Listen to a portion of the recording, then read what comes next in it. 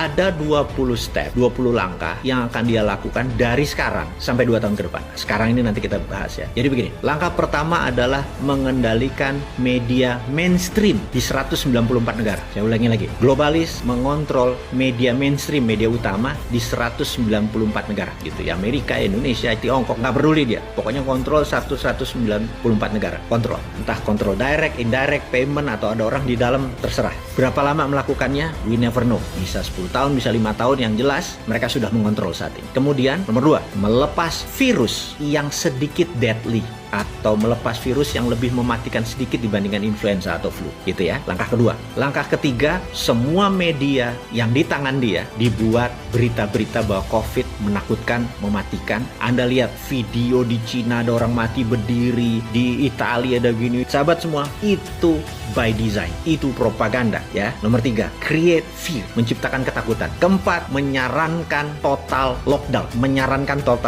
Nah, tujuannya apa? Tujuannya dia ingin memukul ekonomi hingga separuh dari transaksi di dunia saat itu gitu ya. Kemudian dia ingin 50% populasi dari tenaga kerja menjadi unemployed, tidak bekerja. Oke? Dan ini dipukul bergantian dengan total lockdown di beberapa negara gitu ya. Nomor 5, dia menyebarkan PCR yang sangat sensitif. Ini harus diingat lagi nih ya. Menyebarkan PCR yang sangat sensitif. Dengan kesensitifan yang sangat sensitif tersebut sehingga di mana-mana COVID ini menyebar seakan-akan sangat cepat gitu ya. Oke, saya lanjutkan lagi. Dan ini terus dipukul sampai November kemarin karena tujuannya adalah political tool untuk memukul Trump. Jadi Trump menang atau Trump kalah, tugas COVID dalam political tool sudah selesai. Tapi tugas COVID sebagai pandemic, sebagai economic tool, sebagai biological tool, pandemic tool masih belum selesai. Sekali lagi, political tool sudah selesai. Karena political tool sudah selesai, maka tugas COVID sudah berbeda nih ya, sekali lagi. Dan ini yang harus diingat. Maka setelah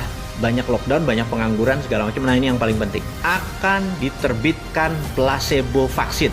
Ini kurang ajar nih. Placebo vaksin ini tingkat penyembuhannya mungkin hanya setengah orang yang punya antibodi. Jadi gini, orang yang kena COVID, katakanlah dia OTG tanpa gejala, kemudian dia sembuh, tubuhnya sudah ada antibodi. Tapi mereka yang kena lebih parah, misalnya sampai dirawat, sampai perlu plasma atau sampai memerlukan itu, sembuh, maka antibodi dia lebih tinggi daripada yang OTG tadi. Vaksin yang nanti yang kita sebut placebo vaksin ini bahkan tidak sampai setengah dari orang yang punya antibodi itu. Jadi rendah sekali gitu ya, rendah sekali. Kita sampai tahap ini nih yang saya mau bicara.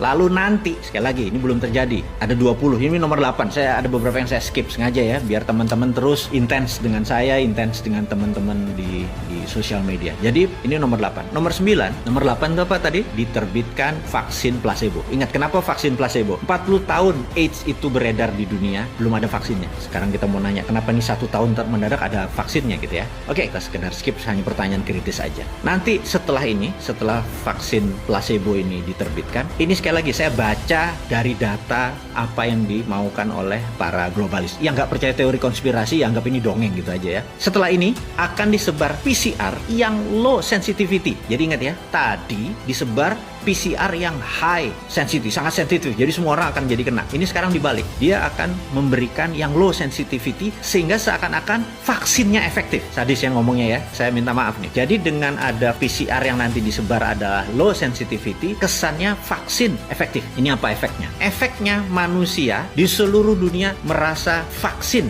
merasa sekali lagi, dan COVID terkalahkan. Di sini berita akan terus turun hilang. Tapi nanging gitu kalau Jawanya. Tapi COVID masih ada, dan COVID masih satu level deadly atau mematikan daripada flu gitu ya. Jadi nanti Anda bisa bayangkan, kok kayaknya udah sembuh tapi bos ini mendadak 4 hari isolasi mandiri, 21 hari isolasi mandiri, terus bergilir. Jadi tahun 2021 apa yang terjadi? Jangan harap Anda akan merasa bahwa ini udah take off. Anda di trap. Anda emang sengaja mau dikenain oleh kaum globalis itu supaya terpapar lebih dari 60% penduduk dunia. Itu targetnya. Dengan terpapar itu dengan tingkat kematian 3-4%, hilang berapa puluh ribu atau ratus ribu manusia. Itu tujuan mereka gitu ya. Dan sekali lagi, teori konspirasi Anda boleh nggak percaya. Wes sakarepmu, bosman kok gitu, nggak sakit hati kita. Lanjut ya. Nah, setelah tadi PCR tadi low sensitivity, orang lupa, orang keluar lagi, tapi waduh, yang sakit, yang terpapar, yang kesana kemari makin lebih cepat. Itu maunya mereka. Dan ekonomi makin berantakan karena kita makin kikuk. Kok ini lockdown apa enggak, PSBB apa enggak,